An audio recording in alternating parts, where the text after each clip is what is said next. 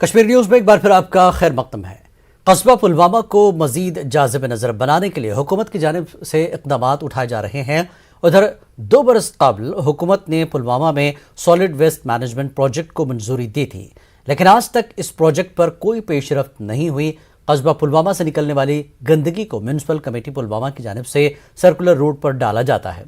इसकी वजह से सर्कुलर रोड और मुल्हिका इलाकों में आवारा कुत्तों की तादाद काफ़ी बढ़ गई है। कमेटी की जानिब से डाला जाने वाला कूड़ा करकट सर्कुलर रोड पर फैला रहता है। पुलवामा और शोपियां आने जाने वाली हजारों गाड़ियां सर्कुलर रोड से गुजरती हैं। रोड पर गंदगी और आवारा कुत्ते होने से आम लोगों के अलावा राहगीरों को दिक्कतों का सामना करना पड़ता है। गंदगी से सर्कुलर रोड पर मौजूद सेब के बागात को भी नुकसान पहुंच रहा है।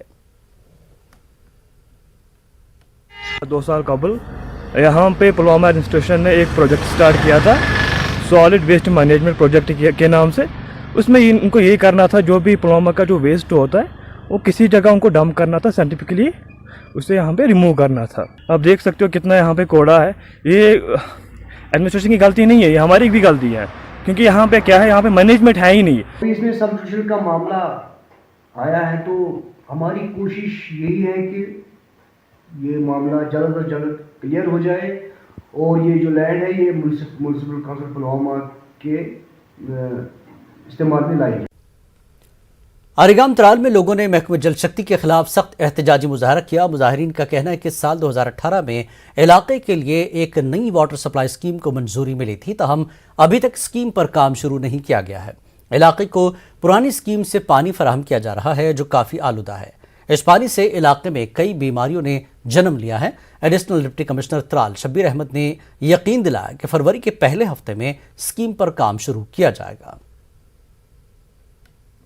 तुहंदि वसातत एडीसी त्रालस डीसी पुलवामास चीफ इंजीनियर PHE युजन एग्जीक्यूटिव इंजीनियर वूंदपोर बिहित टस से मस गसन। अगर आज ये कत बूजित यमो काम कर तो गो ठीक, अगर न करो तेल रोड जाम, दिमो त्रालस मज कुछ गाड़ी ओर योर पकने, करो एहतजाज बड़िस पैमानस पे। मैंने एग्जाम जो उसका है ग्राउंड वाटर से बात भी की पर्सनली, तो उन्होंने कहा कि उन्होंने इसे किसी को अलॉटमेंट ऑलमोस्ट की है, तो उसको काम लगाना था आज ही। पिछले 10-12 दिनों में नहीं लगा पाए बिकॉज लेबर इनको अवेलेबल आज नहीं है। लेबर चूंकि आज चिली सीजन है तो लेबर कहीं बाहर गए हैं एंड उनका मानना है कि हफ्ते 10 दिन में उनको लेबर वापस मंगवाएंगे एंड बाई फरवरी इंशाल्लाह, यार फरवरी के मिड के अराउंड। कश्मीर में बर्फबारी और शदीद सर्दी की वजह से मामूलात जिंदगी मुतासर होती है। सड़कों पर फिसलन की वजह से कुछ ऐसे मनाजिर देखने को मिलते हैं जो बज़ाहिर हंसने का बास बन जाते हैं, मगर कभी ये खतरनाक भी साबित हो सकता है। पेश गुलमर्ग से हमारे नुमाइंदे मुनीर हुसैन होरा की ये रिपोर्ट।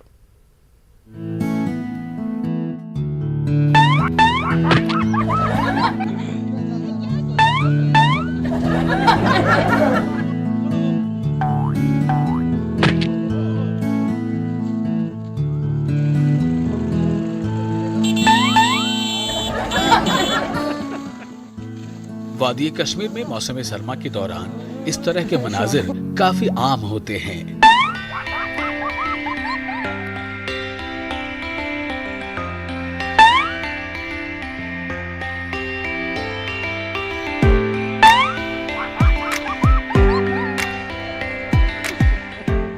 बर्फबारी से लोगों को कई मुश्किलात का सामना करना पड़ता है।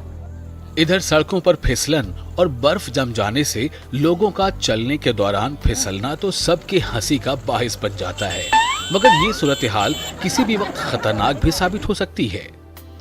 न्यूज़ 18 उर्दू के कैमरे में हालिया दिनों इस तरह की कई तस्वीर कैद हुई, जहां आम लोगों के साथ साथ सयाह भी फिसलन की वजह से गिर गए।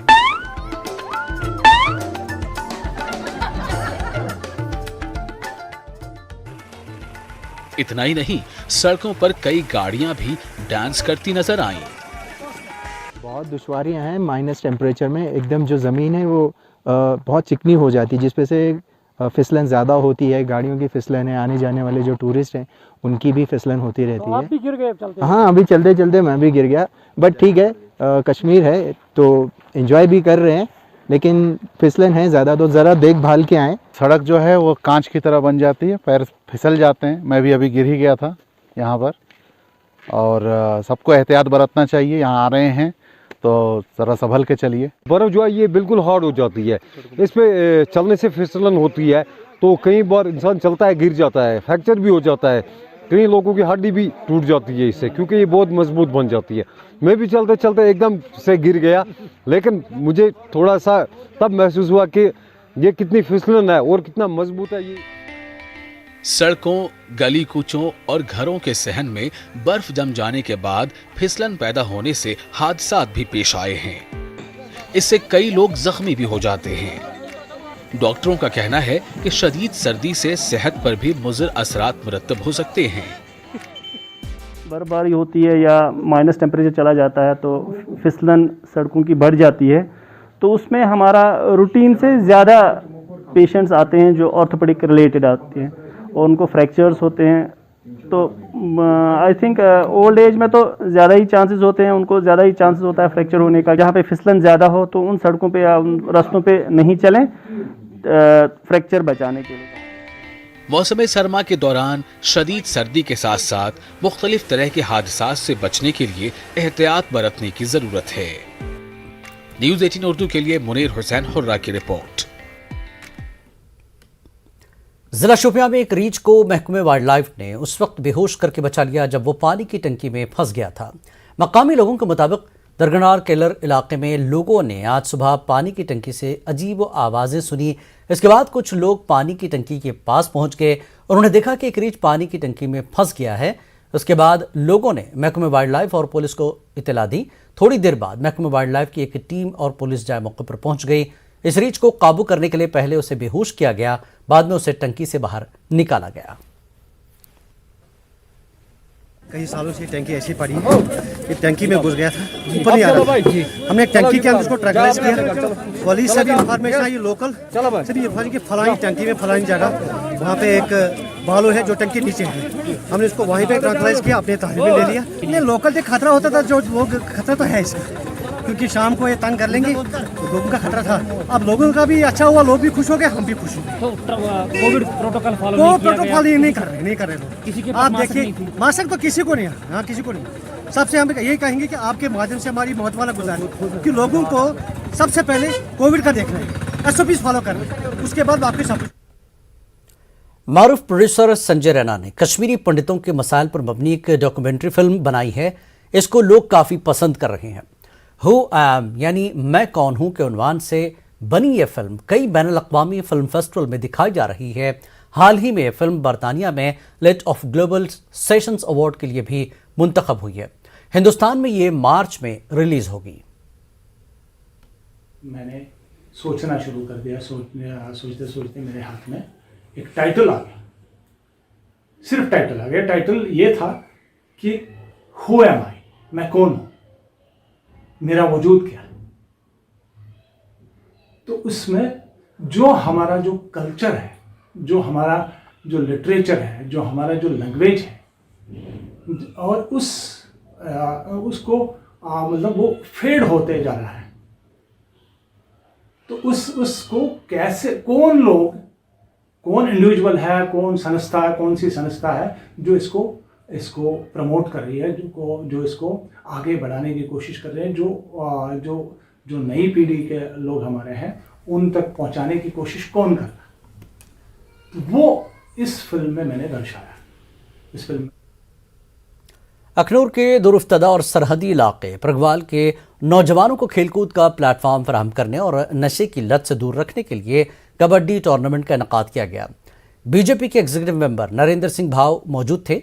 नरेंद्र सिंह भाव ने खिलाड़ियों की हौसला अफजाई की और उन्हें जिंदगी भर नशा न करने और खेलों से जुड़े रहने की तरगीब दी।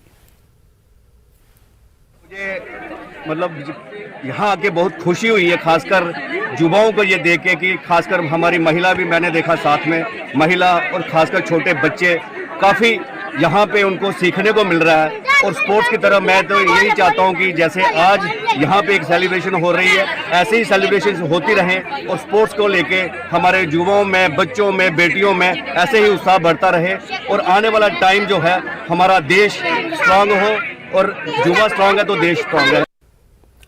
कठुआ के हीरानगर के सरहदी गांव करोले कृष्णा में आज सुबह सिक्योरिटी फोर्सेस ने मामूल की चेकिंग के दौरान 2 गड्ढे देखे, जिसके बाद सिक्योरिटी फोर्सेस ने उसकी खुदाई शुरू की, लेकिन कुछ हाथ नहीं लगा। वहीं हालात का जायजा लेने के लिए बीएसएफ के ओहदेदार भी मौके पर पहुंचे। लोगों ने बताया कि जैसे ही टनल की अफवाह सुनी वो भी मौके पर पहुंच गए, मगर वो सिर्फ गड्ढे निकले।